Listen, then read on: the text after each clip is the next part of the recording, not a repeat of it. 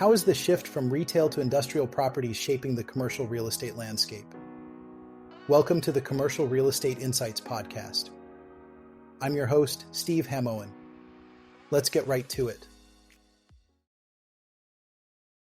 In a significant move within the real estate sector, Pro Real Estate Investment Trust, commonly known as Pro REIT, has announced the sale of 12 Atlantic retail properties.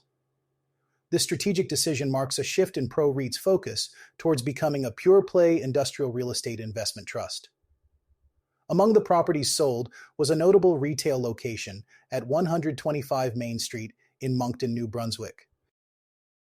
The shift from retail to industrial assets is a trend being observed across various real estate markets, including those in the Kitchener-Waterloo and London regions of Ontario. This transition is driven by an increased demand for industrial spaces, particularly warehouses, which are essential for logistics and distribution in today's economy. The Canadian market, much like its American counterpart, is seeing a rise in e-commerce, which further fuels the need for such industrial spaces. Pro REIT's strategic pivot away from retail properties is indicative of a broader trend in the industry where real estate investment trusts are reevaluating their portfolios to capitalize on the growing industrial sector. This move aligns with the real estate market's evolving dynamics, where convenience and accessibility of industrial spaces are becoming increasingly valuable. As we see this shift, it's essential for stakeholders in the commercial real estate industry to consider the implications of such moves. Whether it's in Ontario or across the border in the United States, the demand for industrial properties is reshaping investment strategies and portfolio compositions. The South Strabane Township Planning Commission has given its recommendation for the approval of a significant housing development project. The developer, MLD Meadows Landing LLC, plans to construct a total of 401 homes behind Landings Drive, just off Route 19. The development will feature 170 single-family homes, 90 duplexes, and 141 townhouses. The Planning Commission's unanimous vote is a recommendation for the Board of Supervisors to approve the preliminary land development for Meadows Landing. However, this vote does not grant the land development application itself, as the final decision rests with the Board of Supervisors. Previously, in July, the supervisors had approved the developer's conditional use application contingent upon certain conditions. Some local residents have expressed concerns regarding the development, particularly the limited number of entrances, which are approximately 1,000 feet apart. Additionally, there are worries about the potential impact on Route 19 traffic. To address these concerns, the developer has agreed to build a fence between the construction site and neighboring properties, and will also be responsible for paying traffic impact fees. The Board of Supervisors is scheduled to hold their next meeting on October 28th at the South Strabane Township Municipal Building, where further discussions on the project are expected to take place. In a noteworthy development in the gaming and entertainment sector, a Pennsylvania-based company has expanded its presence in the Southwest by acquiring the Sunland Park racetrack in New Mexico. This acquisition marks the addition of a second New Mexico property to the company's portfolio, which focuses on gaming and entertainment venues. The acquisition of Sunland Park Racetrack represents a strategic move to enhance the company's offerings in the region, capitalizing on the growing demand for entertainment and gaming facilities. This expansion aligns with broader industry trends where companies are increasingly investing in properties that cater to leisure and recreational activities. The Sunland Park Racetrack, known for its horse racing events and gaming amenities, is expected to benefit from the new ownership's experience and resources.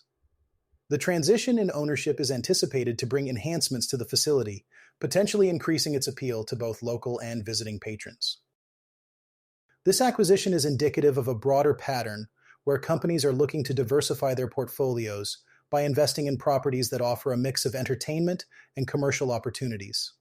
As the demand for such venues continues to rise, strategic investments like these are becoming more prevalent in the commercial real estate landscape. With the addition of Sunland Park Racetrack, the Pennsylvania-based company is positioning itself to capture a larger share of the entertainment market in the Southwest. This move underscores the significant potential for growth and development in the region's gaming and entertainment sector. Firefighters from multiple departments in and around Stevens County were called to respond to a fire that erupted outside a commercial building in Toccoa on Friday evening, October 3rd, 2025. The fire, which began after 8 p.m. in the Carnes Creek area, involved a large pile of scrap debris located in a side lot near the 2300 block of Highway 123, close to East Tugelo Road. The commercial building itself was not affected by the fire. According to a social media post from the Carnes Creek Fire Department, crews from Carnes Creek, the city of Toccoa, the village of Shiloh, and the Stevens County Fire Department were dispatched to the scene. Upon arrival, they found smoke and flames emerging from the debris pile. Although the fire did cause some damage to outside equipment, no injuries were reported. Firefighters worked diligently for 3 hours to contain and clean up the fire damage. The exact cause of the debris fire is still under investigation. The prompt and coordinated response of the fire departments helped prevent the fire from spreading to the commercial building itself, safeguarding the property from more extensive damage. The Buchanan Realty Group, a boutique commercial real estate firm, has been making strides in the Southeast. Under the leadership of principal agent Brandon Buchanan, the group excels in commercial leasing, focusing on client-oriented goals and meticulous attention to detail. They represent a diverse clientele across various sectors, including retail, hospitality, medical, industrial, and multifamily.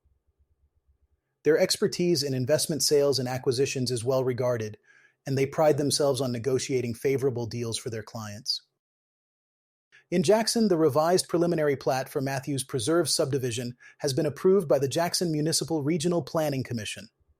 This development will feature 42 lots and one common area, spanning approximately 142.90 acres within a single-family residential district. Sharp Development, LLC, is behind this project, which is situated behind Trinity Christian Academy. Enchem America has canceled its plans for a $152.2 million electric vehicle battery facility in Brownsville. Initially announced in 2023, the project was expected to create 190 jobs near Ford Motor Company's Blue Oval City. The cancellation is attributed to market changes in the electric vehicle and battery sectors, driven by shifting consumer demands. The property, part of the State Site Development Program, is expected to revert back to the community for future marketing to other companies. Construction continues on a highway business district at North Highland Avenue and U.S. Highway 45 bypass in Jackson. Although tenants have not been announced, the development is by Hayes Properties Commercial Development. The project covers 3 acres out of a total of approximately 21.60 acres, strategically located across from the Jackson Clinic Baptist Outpatient Campus. In Park Place East, construction of a new La Quinta Inn and Suites is underway. Once completed, the 4-story 87-room hotel will offer 89 parking spaces. This addition joins other nearby accommodations such as Holiday Inn Express and Suites, Stay APT Suites, and Woodspring Suites, contributing to a growing hospitality hub in the area. Medina residents, Scott Cartwright and Jared Gibbons, have purchased the Skating Place in Milan, an entertainment venue with a rich 42-year history. Despite not being experienced in the skating business, they are committed to maintaining it as a safe and fun environment. The facility, which includes 10,500 square feet of space with a 6,000 square foot skating floor, also offers concession stands and arcade games. Finally, Long John Silver's has closed its location on North Highland Avenue in Jackson. The closure leaves the chain with 2 remaining restaurants in the area, located on South Highland Avenue and Stonebrook Place. Thank you for listening to the Commercial Real Estate Insights podcast. I'm your host, Steve Hamoen. See you on the next one.